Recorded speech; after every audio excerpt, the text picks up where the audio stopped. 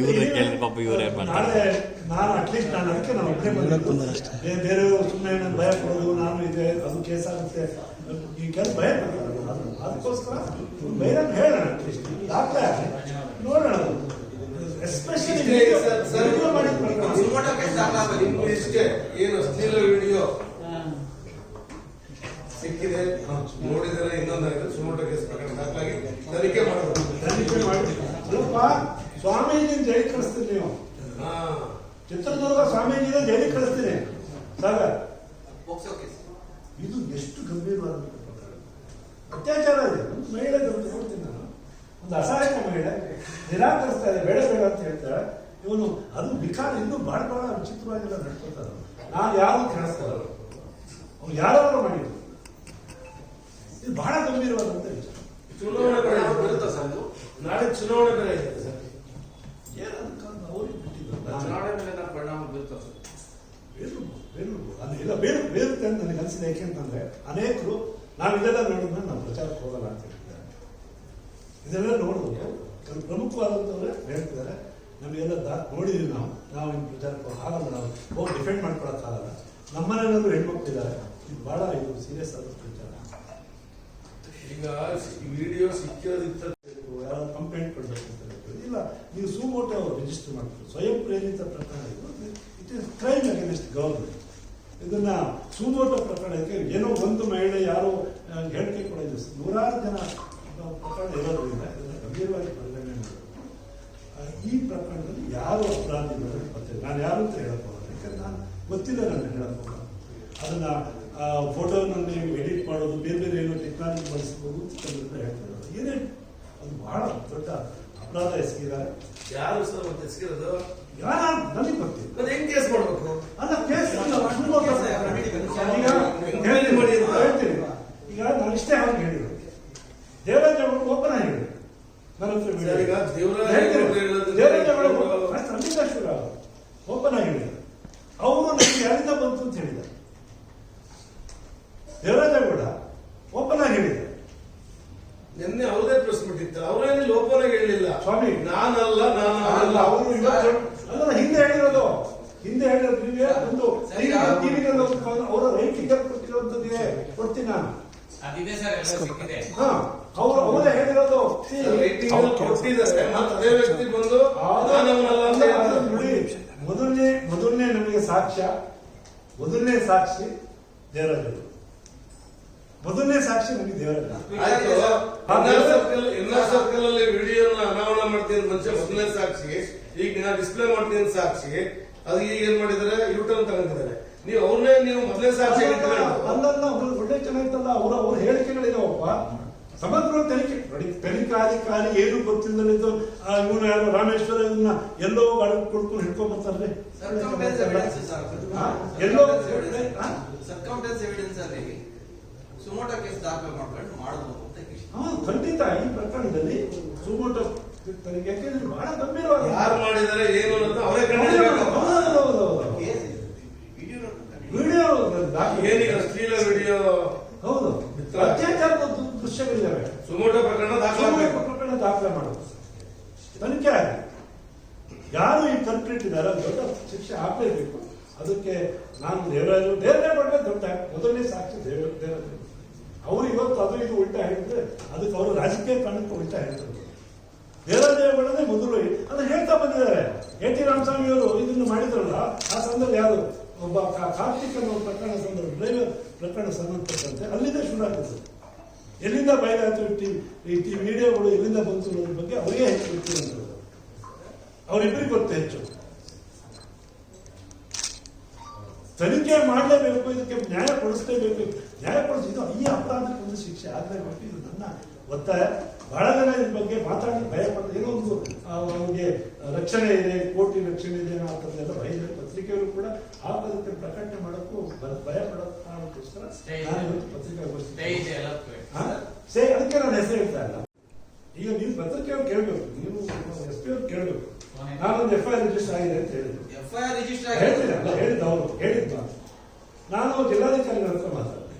ಅವರ ಮೇಲೆ ಇಲ್ಲ, ನಾನು SP ಹತ್ರ ಮಾತಾಡ್ತೀನಿ. ಹಾಗಾದ್ರೆ ಯಾಕಂದ್ರೆ ಅವರು ಜಿಲ್ಲಾಡಳಿತ ಡೈರೆಕ್ಟರ್ ಅವರು SP ಹತ್ರ ಮಾತಾಡ್ತೀನಿ ಅಂತ ಹೇಳಿದ್ರು. ಇದು ತುಂಬಾ ಗಂಭೀರವಾದಂತ ವಿಚಾರ. ಇದನ್ನ ಇಷ್ಟೊಂದು ಈಸಿಯಾಗಿ ಓಡಾಡುತ್ತೆ ಅದು ಕೂಡ ಯಾರು ಹೇಳೋದು ಕೇಳೋದು ಯಾರು ಇಲ್ಲ ಅಂತ ಒಂದು ಅರಾಜಕ ಸ್ಥಿತಿ ನಿರ್ಮಾಣ ಆಗಿದೆ. ಇದು ಆಗಬಾರ್ದು. ಯಾರ್ದೇ ಖಂಡಿತ ನಾನು ಅವ್ರು ಮಾಡಿದ್ದಾರೆ ಇವ್ರು ಮಾಡಿದ್ದಾರೆ ನಾನು ಹೇಳಕ್ಕೆ ನಾನು ಇಷ್ಟಪಡ್ತೀನಿ.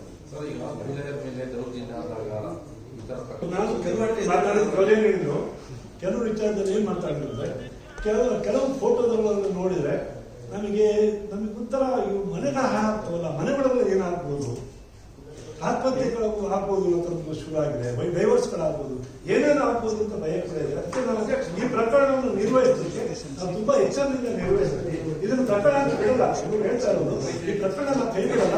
ಖಂಡಿತ ಇದು ದೊಡ್ಡತನ ಸಣ್ಣ ಪುಟ್ಟದಕ್ಕೆ ಲಾಭ ಇಲ್ಲ, ದೊಡ್ಡ ಪ್ರಮಾಣದಲ್ಲಿ ಆಗಬೇಕಾಗುತ್ತೆ. ಅದಕ್ಕೆ ನಾವು ಪ್ರಯತ್ನ ಮಾಡ್ತೀವಿ ನಾವು ಹೇಳ್ತೀವಿ. ಸರ್, ಈಗ ನೀವು ಒಂದು ಸಮಾಜದ ಇದಕ್ಕಾಗಿ ನೀವು ಮಾಡ್ತಾ ಇದ್ದೀರಾ, ನೀವು ಯಾಕೆ ಕಂಪ್ಲೇಂಟ್ ಮಾಡಬಾರ್ದು ಸರ್? ಯಾರು ನೀವು ನಾನು ಮಾತಾಡೋದಂತೆ ನೋಡಿ,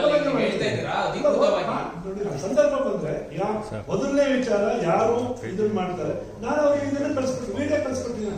ವಿಡಿಯೋ ಸರ್ಕ್ಯುಲೇಟ್ ಮಾಡೋದು ಕೂಡ ಅಪರಾಧ ಆಗ್ಬೋದು.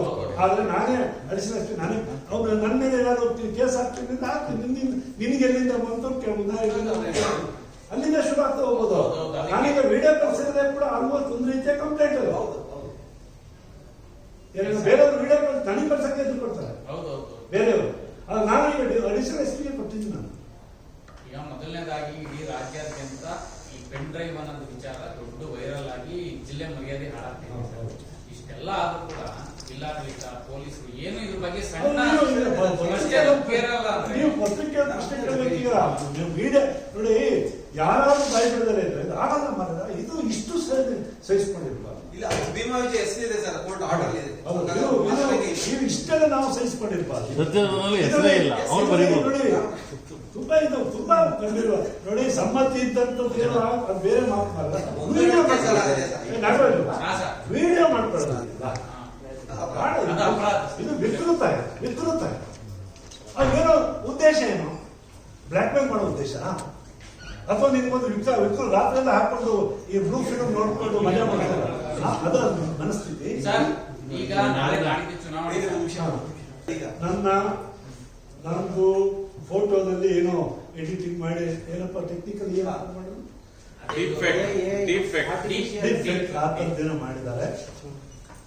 ನನಗೇನು ಭಯ ಇಲ್ಲ. ನನ್ನ ಕುಟುಂಬದವ್ರಿಗೆಲ್ಲ ಇದು ಹೇಳ್ಕೊಂಡಿದ್ದೀನಿ. ನನ್ನ ಬಗ್ಗೆ ಅವ್ರಿಗೆ ಚೆನ್ನಾಗಿ ಗೊತ್ತಿದೆ. ಅವ್ರು ಹೇಳಿದ್ ನಾನು ಅವರು ಇನ್ನೊಂದು ಪ್ರಶ್ನೆ ಕೇಳಿದ್ರು. ನಾನು ನಮಗೂ ಅವ್ರಿಗೆ ಸಂಬಂಧಪಟ್ಟ ನಾನೇನು ಕಂಪ್ಲೇಂಟ್ ಕೊಟ್ಟಿಲ್ವಲ್ಲ ಕ್ರಮ ತಗೊಳ್ಳಕ್ಕೆ.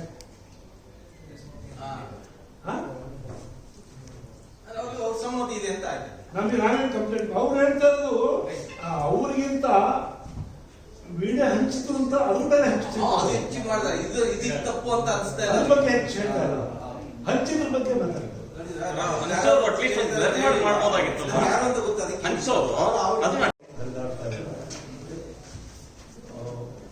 ಸಾವಿರಾರು ಪೆಂಡ್ರೈವ್ಗಳನ್ನೆಲ್ಲ ಧಾರಣೆ ಮಾಡಿದ್ರು. ಈ ಬಿಜೆಪಿ ಮುಖಂಡರು ದೇವರಾಜೇಗೌಡರು ಒಂದು ಹೇಳಿದ್ರು, ನನ್ನ ಬಳಿ ಈ ತರ ವಿಡಿಯೋಗಳಿದ್ದಾರೆ ಅಂತ ಮಾತನ್ನು ಹೇಳಿದ್ರು. ಅವರು ಇನ್ನೊಂದು ಮಾತನ್ನು ಹೇಳಿದ್ರು. ನಾನು ಅಮಿತ್ ಶಾ ಅವರಿಗೆ ಪತ್ರ ಬರೆದಿದ್ದೆ. ನಾನು ರಾಜ್ಯದ ಬಿಜೆಪಿ ಅಧ್ಯಕ್ಷರಾದಂತಹ ವಿಜಯೇಂದ್ರ ಅವರಿಗೆ ಪತ್ರ ಬರೆದಿದ್ದೆ. ಅನೇಕ ಪಕ್ಷದ ಮುಖಂಡಗಳಿಗೆ ಪತ್ರ ಬರೆದಿದ್ದೆ. ಈ ತರ ದೂರುಗಳಿದ್ದಾವೆ, ನೀವು ಅಭ್ಯರ್ಥಿ ಮಾಡಿ ಅಂತ ಹೇಳಿದ್ರೆ ಆದ್ರೂ ಕೂಡ ಮಾಡಿದ್ದಾರೆ ಹೇಳಿದ್ರು. ಇದು ಅವ್ರು ಹೇಳೋ ಪ್ರಕಾರ ನನಗೂ ಆಶ್ಚರ್ಯ ಆಗುತ್ತೆ. ಅವ್ರು ಹೇಳ್ತಾ ಇದ್ರು 2296 ಅವ್ರು ಹೇಳ್ತಾರೆ, ದೇವರಾಜೇಗೌಡ ಹೇಳ್ತಾರೆ. ಮೊನ್ನೆ ಕೂಡ ನಾನು ಪ್ರಶ್ನೆ ಕೇಳಿದ್ದೆ. 2296 ಪ್ರಕರಣಗಳಿವೆ, 26 ವಿಡಿಯೋಗಳಿದ್ದಾರೆ, ಒಂದು ವಿಡಿಯೋ ಮಾತ್ರ ಬಿಡುಗಡೆ ಆಗಿದೆ. ಇದು ಹೇಳ್ತಾರೆ. ನಾನು ಒಂದು ವಿಡಿಯೋ ನೋಡಿ, ಒಂದು ವಿಡಿಯೋ ಬಹುಶಃ ನೋಡಿರ್ತೀನಿ.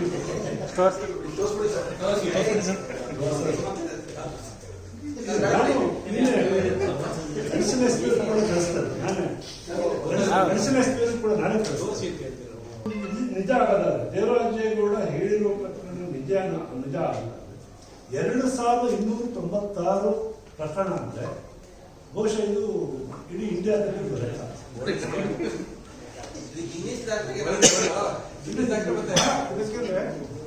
ನೋಡಿ, ಪರಸ್ಪರ ಒಪ್ಪಿಗೆಯಿಂದ ಲೈಂಗಿಕ ಕ್ರಿಯೆ ಮಾಡ್ತಾರೆ, ಅದು ಇದು ಆ ಥರದ ಸಾಕಷ್ಟು ಪ್ರಕರಣಗಳು ಇದೆ. ಆದ್ರೆ ಒಂದು ವಿಡಿಯೋದಲ್ಲಿ ಒಂದು ಅತ್ಯಾಚಾರ ಅಂತ ಸಮ್ಮತಿ ಇಲ್ಲದೆ ಒಂದು ಪ್ರಕರಣ, ಒಂದು ವಯಸ್ಸಾಗಿರುವಂತ ಮಹಿಳೆ, ನಾನು ಯಾರು ಹೆಸರು ಹೇಳಕ್ ಒಂದು ವಿಡಿಯೋದಲ್ಲಿ ಒಂದು ಮಹಿಳೆಯನ್ನ ಸಮ್ಮತಿ ಇಲ್ಲದೆ, ಅದು ಒಂದು. ಎರಡನೇದು ವಿಡಿಯೋ ಮಾಡ್ಕೊಳ್ಳೋದು, ಫೋಟೋಗ್ರಫಿ ಮಾಡ್ಕೊಳ್ಳೋದು, ಇದು ಮಹಾ ಅಪರಾಧ. ಇವತ್ತು ಎಷ್ಟೋ ಜನ ಹೆಣ್ಮಕ್ಳು ಅವ್ರು ಯಾವ ಕಾರಣಕ್ಕೆ ಹೋಗಿರ್ತಾರೋ ಏನೋ, ಇವರು ಉದ್ಯೋಗದ ಆಮಿಷ ತೋರಿಸ್ಬೋದು, ಕಾಂಟ್ರಾಕ್ಟ್ ಕೊಡಿಸ್ತೀವಿ ಅಂತ ತೋರಿಸ್ಬೋದು, ನಮ್ಮ ಮಗನಿಗೆ ಕೆಲಸ ಕೊಡಿಸ್ತೀವಿ, ತಮ್ಮನಿಗೆ ಕೆಲಸ ಕೊಡಿಸ್ತೀವಿ, ಏನೋ ಹೇಳ್ಕೊಂಡು ಆಮಿಷ ತೋರಿಸ್ತೀವಿ. ವಿಡಿಯೋ ಮಾಡಿಕೊಂಡು ಬಿಡೋದಿದೆ, ಅದು ಗಂಭೀರವಾದಂಥ ಅಪರಾಧ. ಇದು ಸಾವಿರಾರು ಹೆಣ್ಮಕ್ಳ ಕುಟುಂಬವನ್ನು ನಾಶ ಮಾಡುವಂಥ ಕೆಲಸ. ಈ ಪ್ರಕರಣ ಈ ಬಗ್ಗೆ ಗಂಭೀರವಾದಂಥ ತನಿಖೆ ನಡೆಯಬೇಕು. ಇದು ಯಾರು ಕಾರಣ? ಅದಕ್ಕೆ ನಾನು DYSP ಅವ್ರಿಗೆ ಹೇಳಿದೆ, SP ಅವ್ರಿಗೆ ಹೇಳಿದ್ದೆ.